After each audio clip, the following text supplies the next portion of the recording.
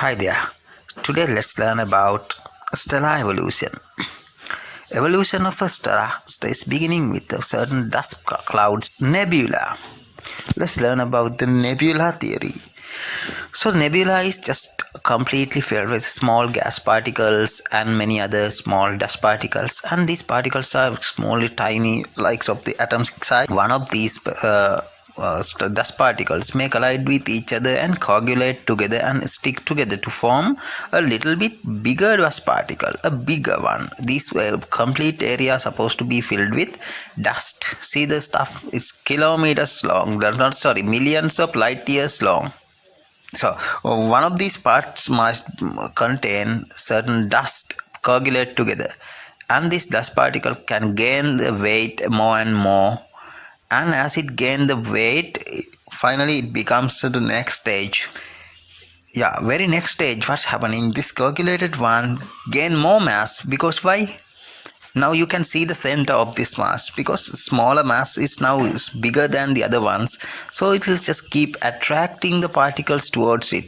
You can see the direct, and according to the theory of gravitation, we know one thing: gravitational force is increased with the mass. So where there's a bigger particle, that bigger particle keep attracting the other particles towards it, so it keep gaining more mass, and finally it gains to some bigger stage. You can see in the red one, so it's just keep gaining and gaining. As a result of it's going to spin, because the particles from all 360 direction and the 3D space come and hit the stuff, so the stuff is getting more mass, gaining more mass. As the result of gaining more mass, these particles collide with each other. As the result of collision, it's going to gain more temperature. It's going to get heated and heated and heated. As it keep heating furthermore, you can see at one stage it's going to release more heat from it, and the region of that nebula begins to glow with some white color. This region is known as a protostar.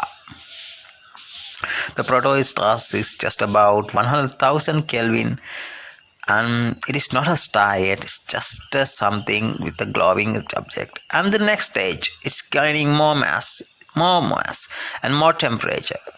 And finally, the stuff reached to some certain degrees of Kelvin, that is 1 million degree Kelvin.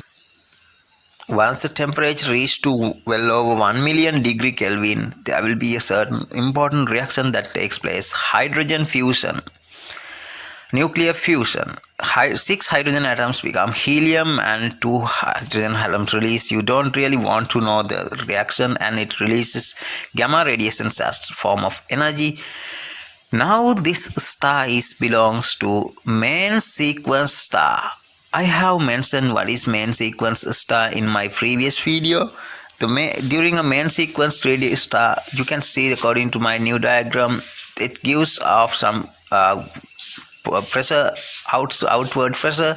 It's very enormous force, and the gravitational pull it back towards the center. So these two are in a certain equilibrium. We used to call this one as hydrostatic equilibrium.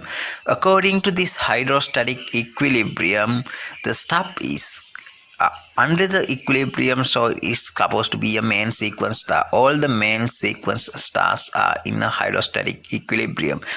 In this video, only aim is to learn about the birth of a star. In the next one, I'm going to talk about the life cycle of a star, including red giant, red supergiant, supernova, and other stuff. Okay guys, subscribe to my channel. Thank you very much.